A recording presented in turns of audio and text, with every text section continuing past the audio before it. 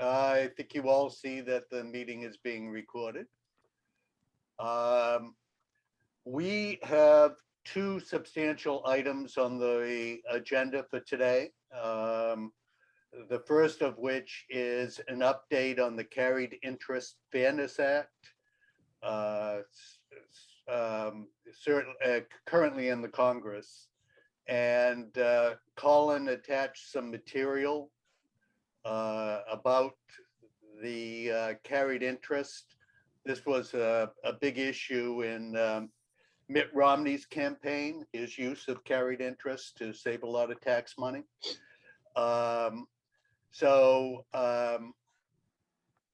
We do have, Colin, would you introduce our speaker on this issue? Yeah, longtime chamber member and former chair of the Government Affairs Committee, Mr. Chris Bibby. Yay, Chris! Okay, I'm going to make it really simple. The letter that you sent out was terrific. It was very succinct. Everybody understands English, and it was right on mark. Bottom line is, it's a tax, and it's going to make things more expensive. And from the folks that are going to be suffering from the carried interest loss, it's going to be more risky. And so consequently, undoubtedly, you're going to see less of those kinds of transactions, which typically tend to be on the larger side. You're not going to do that to buy a 3-family in downtown Lynn, but you are going to if you want to build an office tower in downtown Boston. So it just makes it a little more risky for the sponsors of it. More of their capital gets put at risk. The return is reduced. I mean, it's all the disincentives that you really don't want in an economy that's going the way it's going right now. The state is pulling in plenty of tax money, notwithstanding what happened with COVID, and is about to level off as COVID hopefully dissipates over the next 3 to 6 months or so.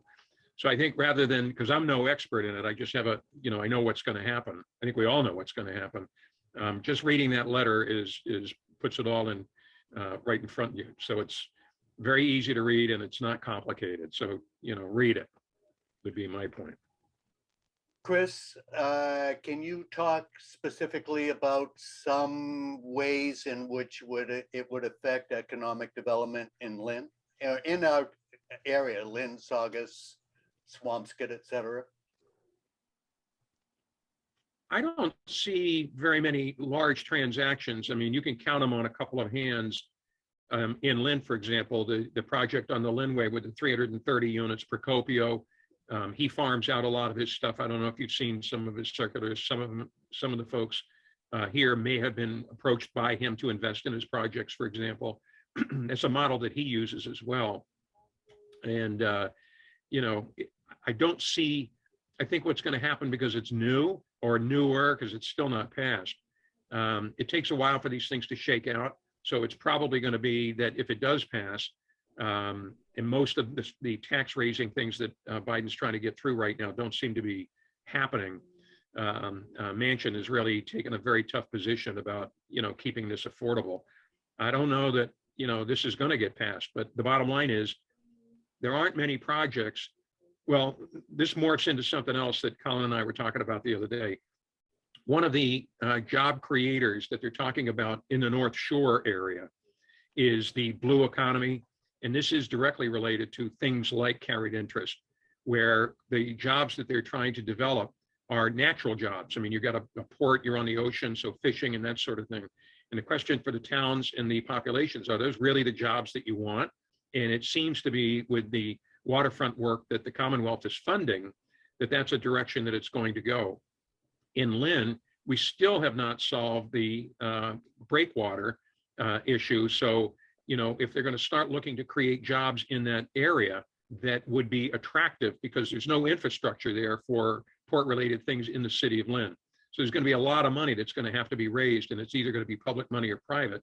And I just don't see it being that profitable, given the competition that you've got in Gloucester and other communities that would happen. So I don't see any big projects that likely would come to Lynn as a result. So the carried interest would really be probably not much of an interest, but the housing side of it's a completely different story. Population in Lynn is growing tremendously. And, we still have the same vacancy rate for apartments. If you're going to go rent an apartment, they're charging $2,500, $2,700 for a 2-bedroom apartment in these new projects, et cetera. I think that's really where the carried interest is going to have any impact. I just don't see, unless somebody knows something that I don't know, that, big companies are coming here. Bill, you can chime in. I don't know if EDIC is getting any calls from people like that, but I don't see it in my business. Bill? Anyway, so, I just don't see the local impact that it's going to have, but regionally, I think it's going to have a pretty big impact because they're going to be looking to try and make the same money they were making before. It's, all of us are in business, we get it. But I don't see, locally that being much of an impact. If they start pushing on the blue economy, the one that we should be focusing on because of our proximity to the new train 5 years from now and what's going on in the periphery, you'll notice that Watertown, communities like that are really seeing growth in high-tech businesses, et cetera, because they don't want to be paying. And this still has not been filled out yet. What's going to happen when everybody is supposed to go back to their office? That's going to be played out probably over the next 6 months to 2 years. I don't think that's cast in stone at all. And I just don't see, if we could start developing that kind of an industry on the Linway, some of the vacant parcels, do some 100,000-foot R&D space. And I just don't see it. I'm not getting any of those calls. Bill, I don't know if your office is seeing any of those calls. Occasionally we run into somebody that is looking to do something, but I haven't seen one get out of the ground. I haven't seen one happen anywhere in Lynn. And I think that's the growth that we really want to see have happen. So yeah. I just don't see the carried interest locally being that big a deal. Watertown, the Arsenal street area is mostly labs. There are some offices that are associated with it. But the thing with labs is you have to be there. It's hard to do lab work from your home computer. Yeah, good point. I don't know. I mean, you'd really like to see it have happen. We're not very far from Boston. If the train system gets squared away, it's going to be faster to drive into town than it is now. Not that you want to compete with the train, but the train, the way they've described it in the next 5 years, is going to be fully funded and built out. I find that hard to imagine, but it would be terrific if it was.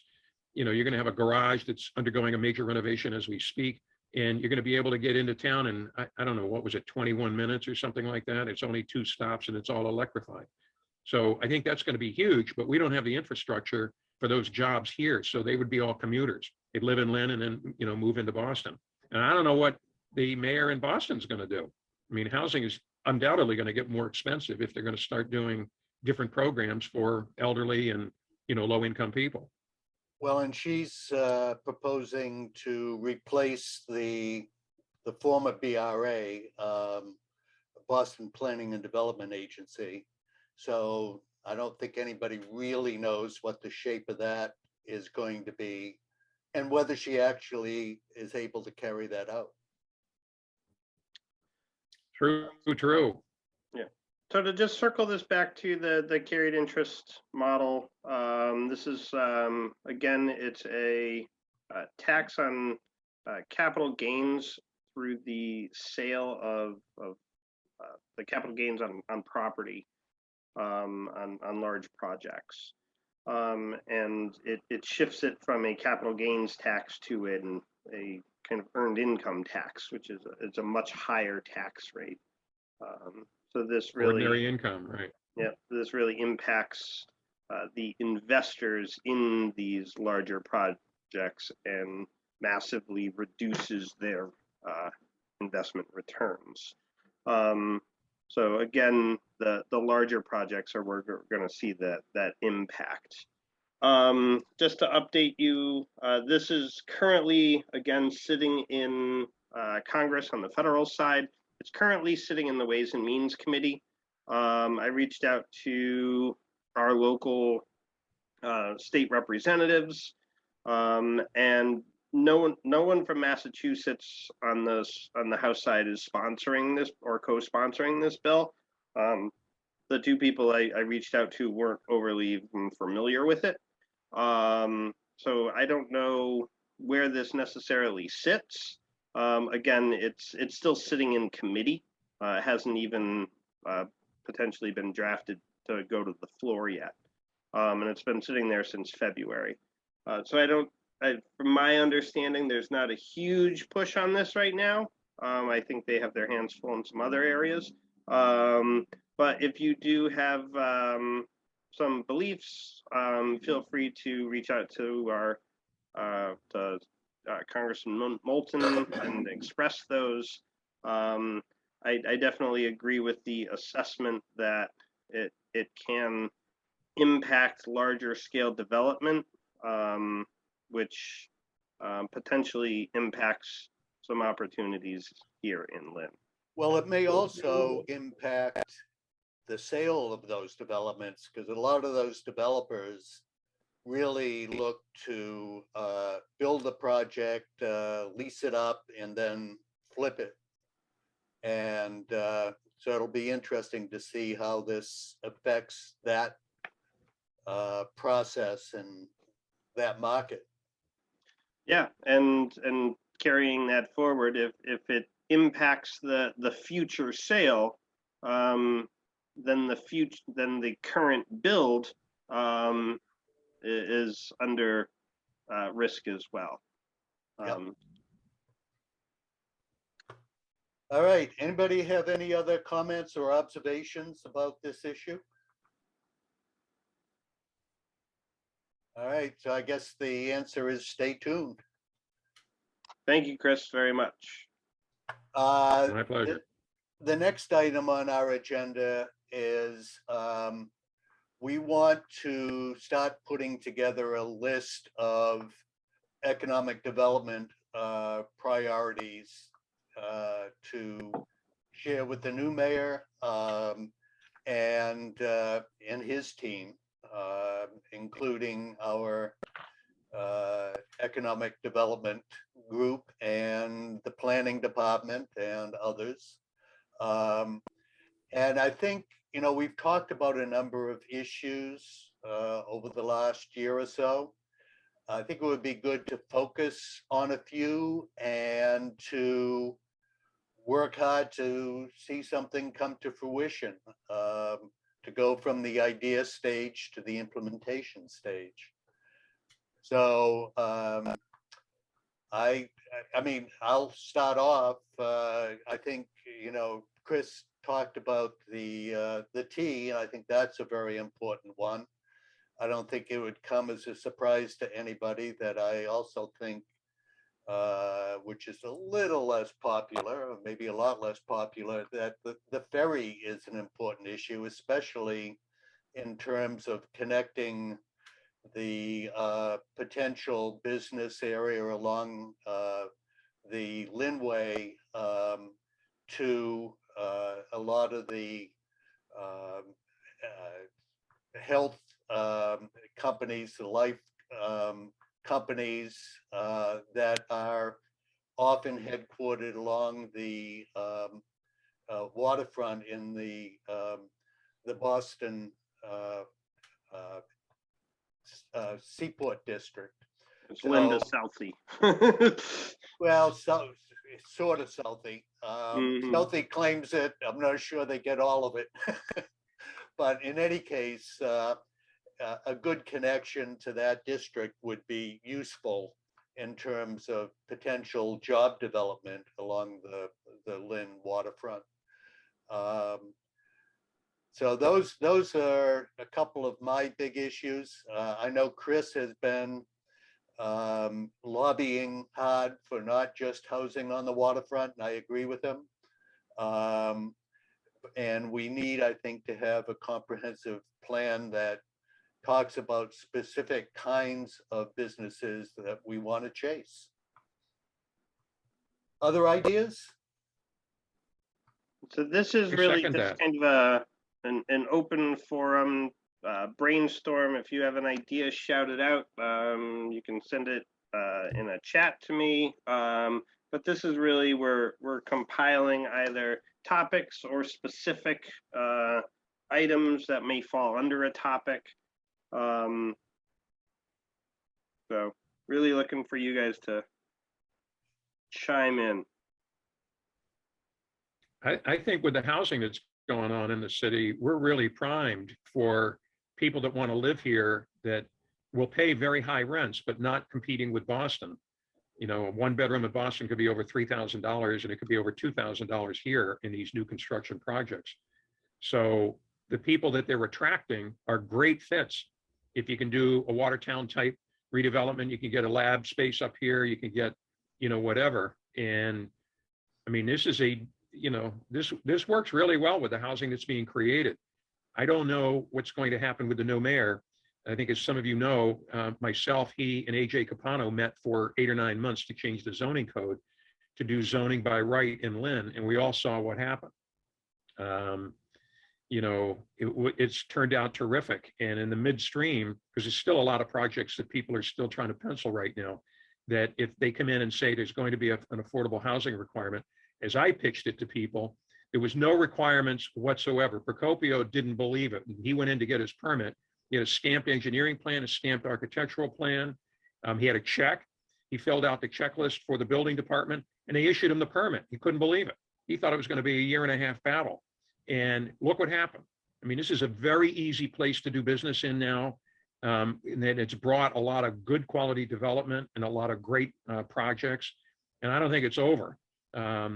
Nobody knows. And, you know, if Boston gets off the tracks, it's to our benefit. I mean, there's a lot of people that can't afford to live there that actually make very good paychecks. It'd be great to attract them here. And the employers are going to follow them to a degree. I think the breaks for zoning, for example, for the kinds of development we're talking about that are office or lab, you know, is a whole different story. So I don't know. I think there's an opportunity here is the point, and it's not the blue economy. You know, I don't think we're going to fill up Lynn Port with fishermen and fisher boats in the next 18, 24 months. I just don't see it. One of the things that a lot of these companies are looking for is, as they develop products, is space for pilot plants, which is some of that R&D kind of space you've talked about, Chris, that places they can develop ways to commercialize their product. And what a lot of them are doing now is going to the middle American states, some as far as Wisconsin, to develop these pilot plants and manufacturing facilities. It would seem to me that with our proximity to Boston, Lynn would be a great place to have pilot plant facilities. And I know, Chris, you've talked about the stuff in Woburn and developing space like that. Yeah, I mean, it would be heaven if we could do that along the Linway. I mean, it's, I don't know, it was an opportunity, it's done, so there's no point complaining about it, but the mountain down there is what, Bill, help us out, is that 40 acres? The waterfront mountain? Yeah, the open space will be roughly around that 40-acre size. How it gets to the finish line as a final product for the benefit of the community, you know, I think is going to be an important task for the new mayor to help shepherd. And I would hope will be part of one of the top priorities he may have, so that it really complements some of the other, you know, longer term work that, you know, that Tom had been involved in trying to, again, create opportunities for the waterfront to become an attraction regionally. And I think that's, you know, part of the efforts of in the work to extend the Northern Strand and provide that type of connectivity was, you know, a thrust of Tom's. And I'd be surprised if Jared doesn't feel and have similar kind of vision for what the waterfront, you know, could evolve into. The bigger question, though, Chris, is going to be, you know, how do the finances come into play to make that a reality? Plus, I understand that if they create that as a state park, there's no turning back. You know, it's Pretty it much. becomes written in history. Yeah. Yep. So, It's I very mean, hard to you convert know, that later. exactly. And or to change direction at this point. So I mean, I don't want to beat a dead horse, but it is what it is. And I think there are some great benefits that go along with it, but not in terms of developing, you know, 200,000-foot lab space buildings and that sort of thing. So it's going to push things closer to the actual Linway itself. Because on the other side, there's still no seawall, and I don't see that anytime in the near future coming back. I do know that that seawall concept, and for people who don't know it, it's the idea of basically putting a probably about 150, 200 yard seawall that would extend off the edge of the river, the Saugus River, out into the little bay area, because the real southeasterly or southwesterly winds that wash up on the backside of Nahat can really do a lot of damage to that Lynn waterfront area. By creating some kind of a seawall of that nature and that size, would really mitigate a lot of that water impact.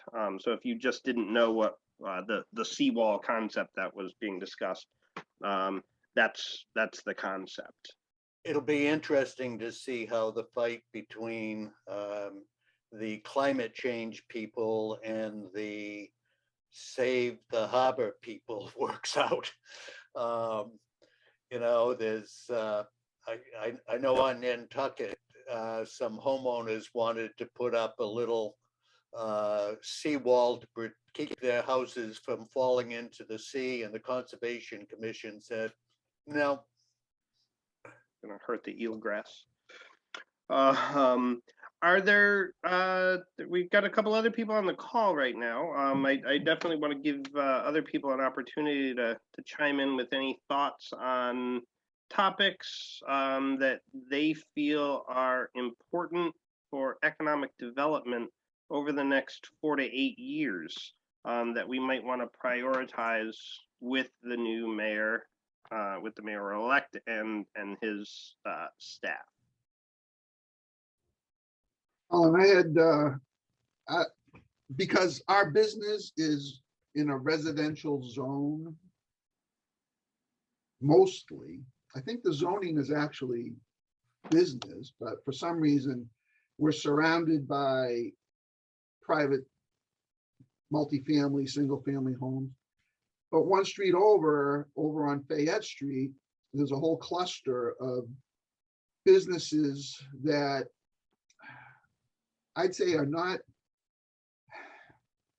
they've outgrown their space, and the congestion created at different times of the day. I just don't know if there's an opportunity, and maybe Bill has some insight into this. You know, there's a lot of brownfields developments where they're trying to repurpose sites for housing, when, you know, the remediation efforts are so much greater to repurpose a brownfield site for housing than it would be if we could repurpose it for some type of commercial use.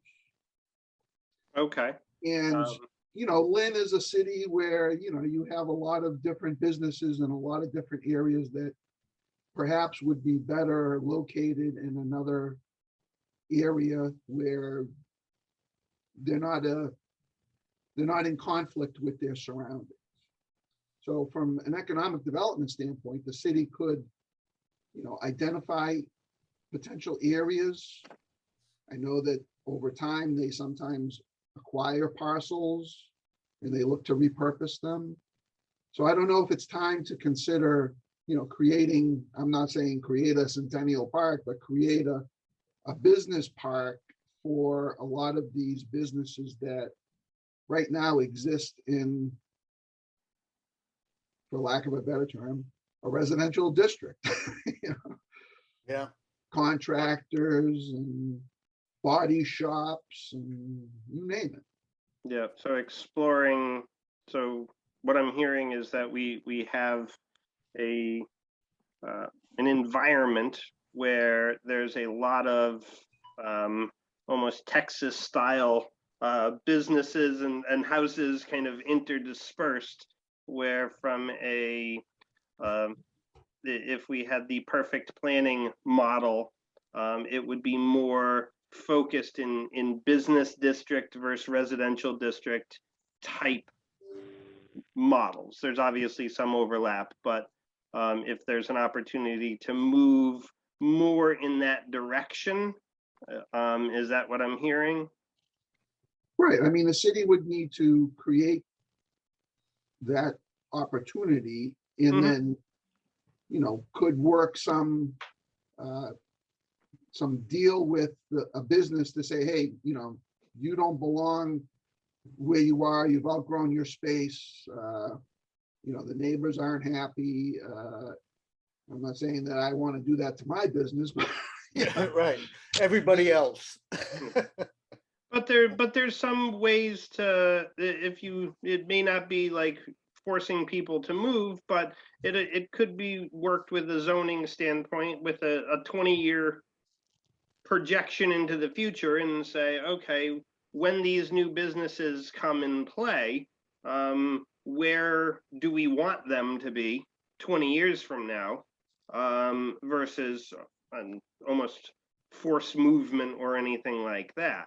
But giving people those opportunities to start businesses or expand, and providing those areas and locations in a more targeted manner versus kind of the randomness that that there is a little bit of right now. Well, I mean, it happens throughout the city, but one of the classics, frankly, is Alley Street, which is, you know, pretty much a business area, but is interspersed with a fair amount of housing. And most of the business lots are quite small. If there could be a program that would encourage joining of parcels and building of more modern, more job creating developments in that area, among others, would be great. No, Alley Street, just so I'm reading it correctly, is on the water, or on the off-water side of The Linway. the Linway, and on this side of the train tracks. So Yeah, it's it's between the between train the- tracks and the It's Linway. between the Linway and the tracks. Yeah. Sort of on the opposite side of the tracks from Lynn Tech. Yeah.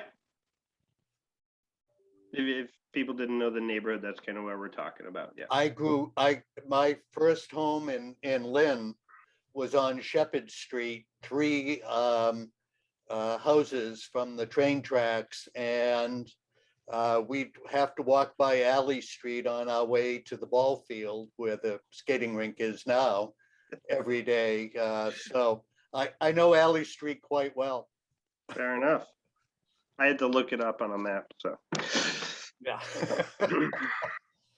But you know something, if you wanted to create 100 jobs in Lynn next week, all you'd have to do is print 20 more licenses for auto repair, auto sales, you know, the whole automotive industry. There's a ton of people that would love to open a business, but can't because they can't find a location to do it.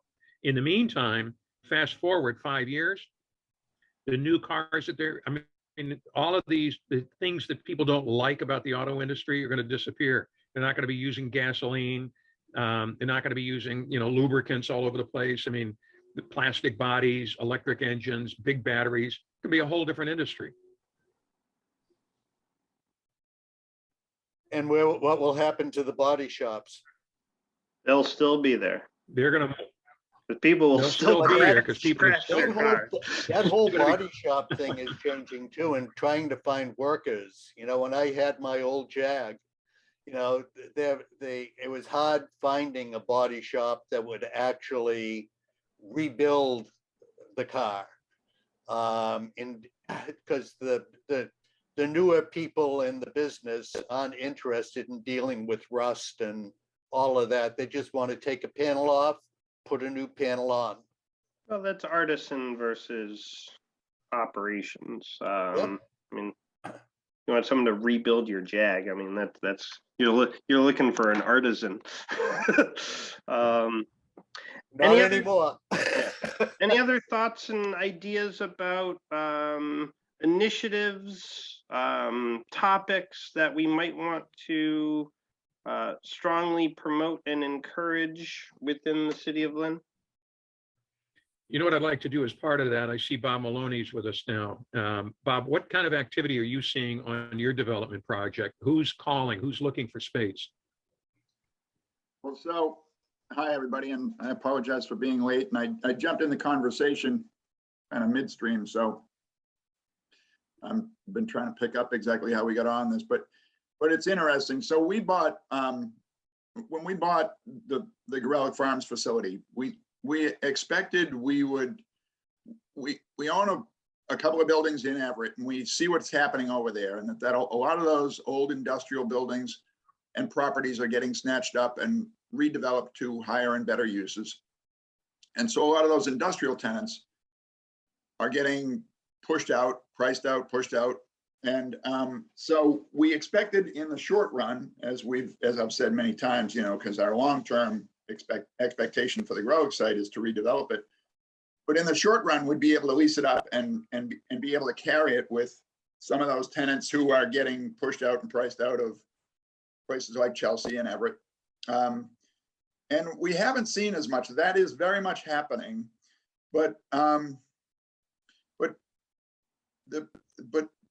think Lynn's issue to be able to attract businesses from outside of Lynn is still its access by car. Mm-hmm. And I know in today's world, we're supposed to be finding ways away from the automobile and public transportation and whatever. But when push comes to shove, if you look at where development occurs, it is still where you can access it by vehicle, whether that be for commercial or industrial space, where you can access it right off a major highway, or for residential space, where you can just get to and from work quickly enough. It's different in the city of Boston. I realize there's plenty of people who live in the city of Boston and commute to work via the subway, bus, public transportation, whatever means. But once you get outside of the city of Boston, I still think it's an issue of vehicle access. So we have not seen some of the users that we would have expected to see come to the Lynn Way, and that being, you know, there's all this, it's well documented, the last mile distribution, the Amazons of the world, but it's not just Amazon, it's all their competitors too, and it's DHL and it's UPS and it's the US Postal Service. And I think that's because it's still difficult to get to Lynn by car. And I think, I'm not proposing that we build a major highway, but you know, Bell Circle in Revere is just that's it. A major blockade. It's called in my family Circle of Death. Yeah, and to get through there at rush hour, it's a long slog. And so, so Chris, I don't know if I'm answering your question as to exactly who we're getting. So on the side of who we are getting, we're getting mostly folks who are already located in Lynn who need additional space. We are working with a commercial laundry operation who is getting pushed out of Chelsea because the building they're in is going to be torn down and redeveloped. But they very much were struggling with, do we want to stay local, or a lot of those tenants who are getting pushed out of Everett and Chelsea. And I'm not sure these are the tenants that Lynn necessarily wants to attract, because they're the down and dirty type of industrial tenants that you really don't, nobody wants them in their backyard. But the reality is they're the lifeblood of our economy, and they're what's keeps the businesses running every day. And they're delivering food, and they're delivering office supplies. when we used to buy office supplies, but we Right. still do some. But so we have this commercial laundry that's coming. There are some people who still need to be near the airport, close into the city, who do a lot of business in and out of the city. And so we have seen some of those folks, but most of whom we've seen are folks in the food business who are already located either in Lynn or nearby. And people people who are doing local distribution. We have leased 3 acres of land on the landfill out back to a group that they do nothing but prepare Amazon Sprinter vans to be put on the road, and so that our tenant is not Amazon. Our tenant is a company called CLR Transit. They accept delivery of brand new Sprinter vans. They take the plastics off the seats. They put the license plates on the plane. They get them all ready. And then when Amazon calls them, and Amazon calls them regularly and says, we need 10 new vans delivered to X location tomorrow. And they deliver them. And that's what they do. So there is some of this last mile delivery going on, but a lot of it's still the food business and, down and dirty kind of industrial users. Mm-hmm. So sorry for the long answer, but that's one of the things. When I come to Lynn, I come from West Newton, and the Mass Pike is wonderful. Getting, just past the airport is great. Then you hit all of that traffic along C1 and going up to Bell Circle. right. I get off and drive along the ocean in Revere because, one, it's faster, and number two, it's a lot prettier. Mm-hmm. Yeah. If you're going to be stuck in traffic, you might as well have some good scenery. Exactly. We are, though, if I might, not to go on too much about this, but so we are starting plans for the 10 acres out back and what we want to develop there. And we are inquiring of the commercial brokers. It's no secret that this life sciences, clean manufacturing, whether that's for pharmaceuticals or medical devices or whatever, and lab space and whatever, it's booming in Boston. Now, a whole bunch of my development colleagues are clamoring over one another, and everybody's, if they can patch together 2 acres of land, are building the next lab building. So there's so much lab space in the pipeline. I wonder whether there's going to be enough demand to fill it all. But Boston has become the epicenter for all this stuff, and we're trying to see, can we attract any of that? They're going out to Devon's to do clean manufacturing and pharmaceutical manufacturing. Why wouldn't they come to Lynn? Even if you do have to get yourself through Bell Circle, it's still faster than driving out an hour out to Devon's and back. And so we are starting to put out feelers and talking to the brokers about what kind of a building or buildings do we want to design for that back 10 acres that could attract those kind of tenants. And, stay tuned. I don't have any good answers for that right now. We're really just starting that effort. But I do think, and I think Charlie Patios across the street has been talking about trying to attract some of those same tenants too. So they do like to cluster. If we could get a critical mass of those users to commit to coming to Lynn, maybe that puts Lynn on the map in that business. And those are great jobs. And and Lynn would be a great location for them. And they need the land that you have available right up and down the Lynnway. So well, and if we were concentrating on that type of space, I had talked earlier about the need for life sciences companies for pilot plant space to test out commercialization of their products before they go to large scale manufacturing. And something fairly close by would be of benefit to them. And usually those pilot plants are anywhere from 5,000 to 10,000 square feet. They can be in the same building with other uses, maybe other life science companies. the Duffys in Waltham have been successful at doing that on their Waverly Oaks Road facility, where they've changed that from basically warehouse space to life sciences and robotics space. But so there's a need for that. And that's a market that isn't being addressed by all of these places like Needham and Newton and Waltham and Woburn, and every place wants to be the new Kendall Square. But they're not talking pilot plant or R&D space. They're really talking higher end lab space. Yeah, right.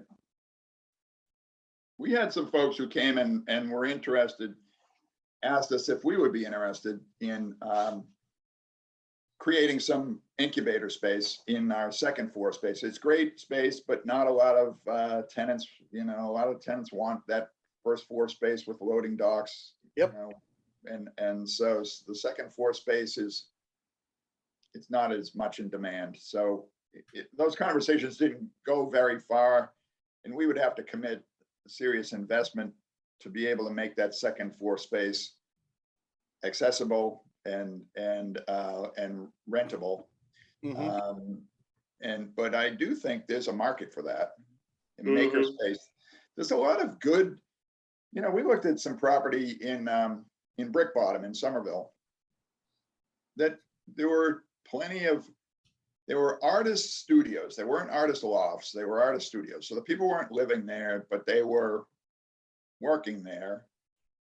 And they were paying a hefty price to lease space in Brick Bottom in Somerville. And I was scratching my head over that, because this building that we were looking at, we didn't end up winning the bid on it, but so we didn't buy it, but somebody else did. But the building's going to get torn down, and all those folks have to get relocated. And you know, there's a demand for that kind of space, and our second floor space would be perfect for it. But you know, then the question is, those people like being in Somerville because they can, you know, they're right in the thick of things and they're accessible. Right. You know, they can be downtown in 10 minutes and they can be wherever. We have a tremendous artist environment here as well. So yeah, no, I know you do. Yeah, I know you do. But I mean, so it you know, I those folks, God love them. We love them all, and they create a great. They add such a dimension to any a municipality, any location. Yeah. But you know, they don't have deep pockets, and so they're always the ones, unfortunately, getting pushed out of the spaces they're in when development comes to town. And so our first office was in Watertown, overlooking the Charles River, in a building that was mostly artists, and changed over to commercial furniture companies in our office, etc., and got bought by this little life science company, Boston Scientific. And they had a big complex in all of those mills. Then they moved out to Natick and, you know, sold those buildings. Yeah, right. So there's a life cycle to each of these things, and unfortunately for the artists, they're always the ones getting kicked out. Yeah. So I'm not sure I helped you solve anything, but well, it does bring up we're not solving today.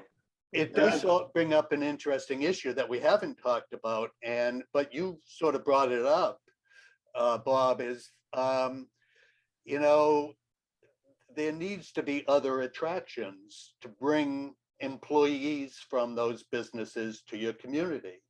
One of the things we've talked about is the need in Lynn for a hotel or 2 hotels, and also more sort of nightlife space and recreation space. Recreation being gyms and things like that attract people, so they want to either stay in the area, maybe live in the area, or that gives them things to do before they go back home to Cambridge or Somerville. Yeah. Well, you want them to live in Lynn is what you want them to do. You Not do. not go back home to Cambridge or Somerville Mhm. at night. But if they work here, then they're more likely to start looking to live here, Yeah, true. and vice Unfortunately, versa. I think some of the solutions to that are very expensive. You know, if you could ever get the blue line extended to Lynn, if you could ever, even if you could somehow resolve the bottleneck that is Bell Circle, so that it was just a little bit easier to get to Lynn by car. And I know I'm not supposed to say that when cars are bad, right? We just Reality is implement, everybody still gets in their car and drives where they're going. yeah, we And just they will implement for old the next 100 Unibelt. years or more. Yeah. Right. Whatever the car is, they will still be Yeah. doing it. Now, Now, one of who on this call remembers the Innerbelt? Oh, you mean what was supposed to be the Annabelle? What was supposed to be the Innerbelt, a lot Yeah. of the grade work was actually done. Yeah. And it was Frank Sargent who killed that.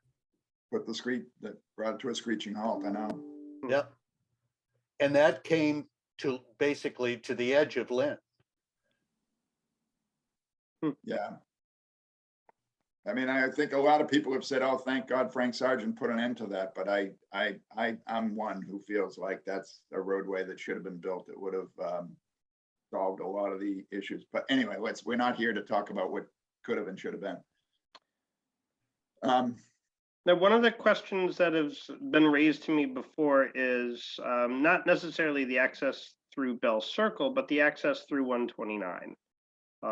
It's a single lane road. It's a parking lot on most days. Is that something that also contributes to the difficulty in access by car? Is Sure. access through that area as well? Or is it simply coming out of Boston? Well, and the problem, part of the problem with the access from that area is even if you made it down Linfield Street, where do you end up? No place you want to be. Well, I don't understand the question. I mean, you plug into 129 Western comes down Linfield Street to Broadway. Basically, it gets you to Boston Street. it gets you to Western Ave. Eh, It's 2 blocks away. It's out my front door. And where does that get you? Well, that's a valid argument. But I also think, not to be too Boston centric here, but that's where all the jobs and the people are. And you want to improve access to and from the airport. You want to improve access to and from the city. Even if you improved 129 in from 128, I mean, that's improving access for people coming from the north and maybe as far south as Reading or Woburn, but it's really not improving access for anybody. You know, you want to attract the jobs are just spilling out of East Cambridge right now. Just Right. I mean, it's crazy. Mhm. And you'd love to capture a bunch of them, and you're not going to capture those by improving 129. Yeah. But anyway, all of these are such expensive fixes. I don't know it's practical to be. I mean, it would be great to try to chip away at them and figure, is there some way to? Well, I think that's what you have to do is it's a long-term prospect, you know, probably involves the redevelopment of Wonderland, involves maybe some of it can be improved with the Suffolk Downs construction. But then you've got all of those gas and oil distribution places between the road that goes down to the Shrine and Bell Circle. Mhm. And then the Bell Circle situation could be fixed if there's enough fix on either side of it.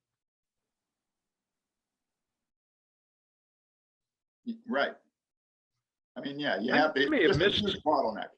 There's Yeah. so much traffic that has to go through that little circle. Yeah. Every day that you have to expand. You got to find parallel paths around it. Well, look what they did with the approach to the Bourne Bridge.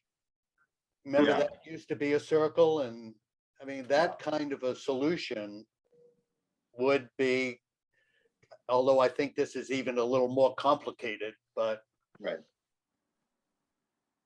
But anyway, Maybe I missed something, but didn't they approve, the legislation was signed by the governor about a year ago.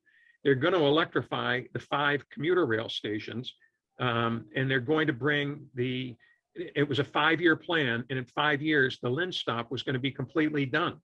And they have solved this. They just haven't, started the construction. I'm sure they're doing the planning on it. But the deal was that in 5 years, and the first one to be done was Lynn. Mm-hmm. So I think this is, in the scheme of our lives, a long way away, but, from the development world, it's right around the corner. well, Yeah. I think that's, Chris, that's part of the solution. That's the mass transit part. But I think Bob's comment about access by car is true, that there still needs to be better for Lynn to fully enjoy its place in the world. There needs to be better vehicle access as well. yeah, it's a multi-pronged approach, and it includes, Chris, that's a huge step in the right direction. Hopefully it doesn't take as long as the Green Line extension to Medford has taken. But it's a huge step. And on top of that, if they could extend the Blue Line, and that's even a bigger, pie in the sky kind of a hope. But all of those would be improvements, but all of them are complicated and not funded. We need to remind our great grandchildren about the need for the Blue Line. Yeah. And they would say, Dad, are you still talking about that? Yeah, exactly. Is that a dad joke? Right. Yeah. All right. We only have about 3 minutes left, so I just want to give anyone last opportunity for topics, items of developmental need that we would want to bring to the attention of the mayor-elect. Chris. Everybody's aware that the state is working on a program. Nobody knows what's going to happen with it, but about the red light videos. So that if you run a red light, they've captured you and they're going to start, because it's becoming epidemic. I see it on the Linway, 5 times in 10 minutes. It's ridiculous. So they're looking at doing something like that right now, and it looks like it has legs on it. We did a program, the chamber did a program 3 or 4 years ago, met with the chief of police in Chelsea, Salem, and I think it was Haverhill, I forget. And the idea was about the video in the downtown. Those communities did it. And we talked to the chiefs of police in each one of them, and in a couple of instances, the mayor, and they thought it was a godsend. It worked out great. In Salem, neighborhoods were asking to have the video put in, and a lot of people were talking about, privacy rights and that sort of thing. But when the fact came in and they actually developed this, they were very pleased with it. We talked about doing it in Lynn. And the first thing when there's a crime in Lynn, the police department immediately starts looking for buildings around it that have video. So, this was a very modest program. It was a couple of $100,000 or so. And I think it was like 75 to 100 video cameras. But I'd like to bring that back, because I think this is a great opportunity. As more of these housing units that are being developed become higher end, they're going to attract some of the folks that are going to be attractive to some of the people that Bob Maloney and a lot of other people are looking for to fill up their industrial space. So I think, I'd love to get that on his front page, to be able to do that. And if they pass this with the state, with the red light rule, this would be a great piece to pull together with it. But I think Lynn needs it anyway. It's a level of comfort, and talking with these chiefs, I mean, it was great. They were very happy with it. So I think that's something that we should. This blue economy, I don't think gets us the jobs that we're really looking for. It does put people to work, but I think we need to do something that's better than that, quite a bit better than that. So if other people, like these conversations now, and people that are doing development work that's not simply housing, I think is very important to continue those. I took a chance, an opportunity to go into that landfill, the 82-foot where it finishes. And I understand there's some complaints from people that are on the Linway who had contemplated developing residential housing along the Linway that's now blocked from the ocean because of that mountain. I was unaware of that, Bill, chime in if you've been hearing any of that, but I mean, that's a done deal. I don't know where they were when they were filling that site for the last 3 years. And then, obviously what's going to happen with the housing bill that the mayor helped write or largely wrote. It's going to be real interesting to see how he wants to implement that. But, affordable housing in your project, a buyout agreement, it's going to be very, and this needs to happen now. So do you have an opportunity to buy out of those, or are you going to wind up having to provide 10, 15, 20% of all the housing you develop on site as affordable? So that's my list for the mayor. All right. We are actually going to talk more come January, February about the blue economy. I've a couple of topics on the agenda to raise on that issue. Other than that, we're at time. So anyone has additional feedback, I'd love to hear about it. You can either call me, email me, whatever it may be. We're hopefully going to be getting the mayoral elect in before he takes office, and if not, shortly afterwards. So at this point, thank you all so much for joining me today, and have a great afternoon. Great. Thanks, everybody.